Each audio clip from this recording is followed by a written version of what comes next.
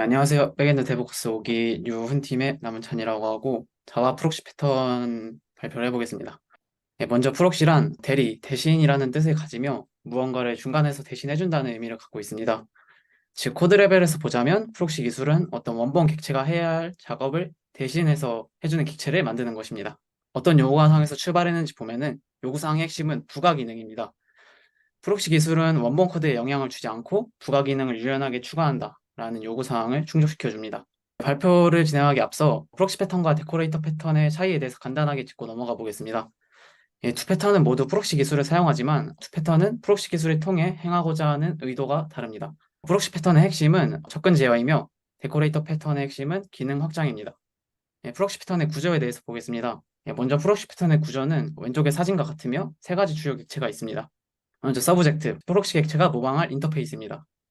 인터페이스를 통한 방법 말고도 프록시 패턴을 가져갈 수 있는데 현재는 이해를 위해서 인터페이스를 사용했습니다. 그리고 리얼 서브젝트, 실제 핵심 로직이 담겨있는 객체입니다. 그리고 프록시 객체가 있는데 핵심 객체인 리얼 서브젝트를 가지고 있고 리얼 서브젝트에 대한 접근을 제어하는 대리자 객체입니다. 핵심은 핵심 로직인 리얼 서브젝트와 접근 제어라는 부가 기능인 프록시 객체가 분리되었으며 클라이언트는 서브젝트 인터페이스만을 사용한다는 점입니다. 프록시 패턴의 사용법을 보겠습니다. 첫 번째는 아까 말씀드린 인터페이스를 통한 프록시입니다.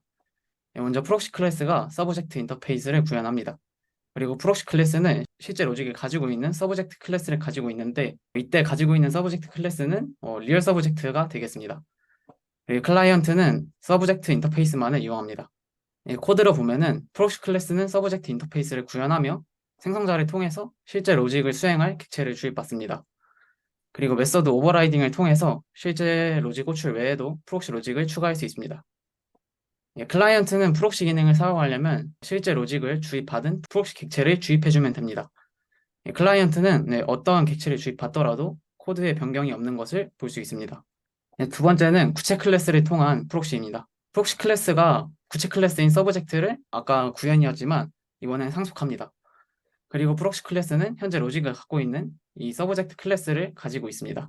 그리고 클라이언트는 이 서브젝트 클래스만을 이용하면 됩니다. 이 코드로 보면 아까 인터페이스와 굉장히 유사한데 생성자를 통해서 실제 로직을 수행할 서브젝트 클래스를 주입받습니다.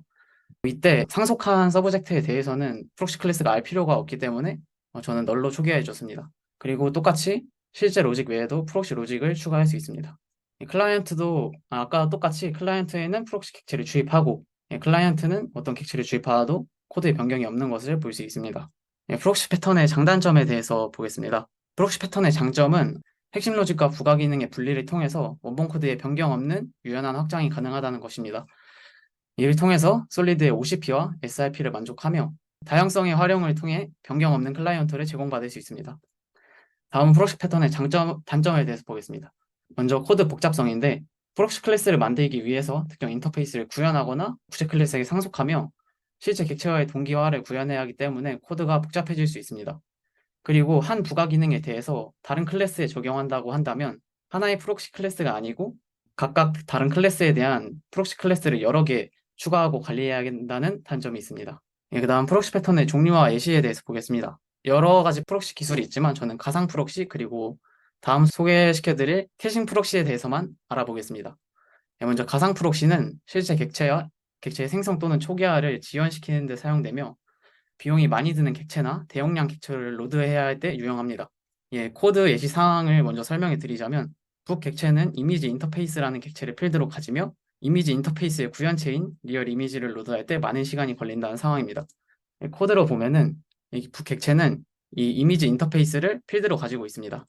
그리고 이 이미지 인터페이스의 실제 로직 구현체인 리얼 이미지는 생성할 때 굉장한 로딩 시간을 가진다는 상황을 부여했습니다. 프록시 적용 전에는 실제 북 객체 리얼 이미지를 주입해서 호출해 보면은 저는 북에서 이미지에 대한 정보를 호출하지 않는데도 코드를 실행해 보면 먼저 생성을 할 때 리얼 이미지에 대한 로드가 실행되는 것을 볼 수 있습니다. 이는 불필요한 리소스로 수정이 필요하다고 생각합니다. 그래서 이걸 수정하기 위해 프록시 클래스를 적용하면은 먼저 프록시 클래스는 이미지 인터페이스를 구현하여서 사용하며 객체는 생성될 때 리얼 이미지를 로드하지 않습니다. 대신 이 빨간 박스를 보시면 실제 이미지에 대한 호출이 생길 때 리얼 이미지를 로드하는 프록시 객체입니다. 프록시 적용 후를 보시면 이번에는 프록시 이미지라는 것을 주입해서 사용했습니다. 실제로 이 로직을 호출해 보면은 이미지에 대한 정보를 호출하지 않기 때문에 리얼 이미지를 로드하지 않는 것을 볼 수 있습니다. 근데 제가 만약에 이미지에 대한 정보를 호출하면은 이런 식으로 호출 시점에 리얼 이미지에 대한 정보를 로드하는 것을 볼 수 있습니다. 이렇게 가상 프록시를 이용하면 지연 로딩을 통해서 정보 자원을 효율적으로 사용할 수 있습니다. 실제 JPA 지연 로딩 또한 이런 가상 프록시를 이용해서 구현되어 있습니다. 두 번째는 캐싱 프록시에 대해서 보겠습니다.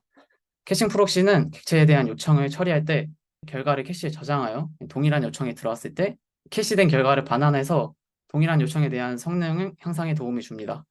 코드 예시 상황에 대해서 설명드리자면 스토리지 인터페이스가 있고 그거에 구현하는 메모리 스토리지가 있습니다. 메모리 스토리지는 조회할 때 한 번 조회할 때마다 2초라는 시간이 걸립니다. 코드로 보시면 이런 식으로 이 메모리 스토리지가 한 번 조회할 때마다 2초라는 시간이 걸리는 상황을 부여했습니다. 프록시 적용 전에는 해당 매주얼 타임은 시간을 측정하는 로직이고 실제 메모리 스토리지에서 데이터를 3번 조회해 보면 이렇게 조회, 조회, 조회 2초, 2초, 2초에서 총 6초라는 긴 시간이 걸리는 것을 볼 수 있습니다. 이번엔 프록시를 적용해 보겠습니다. 해당 프록시 클래스는 내부에 캐시 저장소 캐시를 들고 있으며 실제 데이터를 호출하는 서브젝트를 갖고 있습니다. 그리고 조회하려는 아이디에 대한 데이터가 캐시 저장소에 있으면 캐시 데이터에서 데이터를 조회해주고 만약 없으면 진짜 저장소에서 데이터를 조회하고 캐시 저장소에 저장한 후 응답하는 것을 볼 수 있습니다. 그 다음에 이제 캐싱 프록시를 적용 후를 보겠습니다. 이번에는 캐시 스토리지를 주입해서 사용했고요. 이렇게 조회해 보면은 실제 첫 조회에 소요되는 2초를 제외하고는 캐시에 있는 데이터를 사용하기 때문에 2초라는 시간이 걸리는 것을 볼 수 있습니다. 이렇게 캐싱 프록시를 통해서 사용하면 쉽게 성능 향상을 시킬 수 있으며 수동, 시간 기반, 이벤트 기반 등 다양한 방법으로 캐시 데이터를 업데이트하며 사용할 수 있습니다. 실제로 스프링의 캐셔블 어노테이션도 캐싱 프록시를 이용해서 구현되어 있습니다. 마무리로 앞에 프록시 기술의 단점에 대해서 코드의 복잡성을 언급했는데 프록시 클래스를 생성하고 관리하는 데 있어서 생성에 대한 복잡성을 해결하기 위해 자바에서는 동적 프록시를 제공하며 외부 기술인 CGLRB를 통해서 해결할 수도 있으며 또한 이 기술을 편하게 사용할 수 있도록 스프링에서는 프록시 패토리라는 기술을 지원합니다.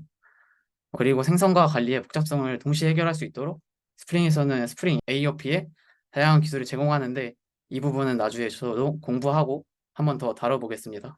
발표 마치겠습니다.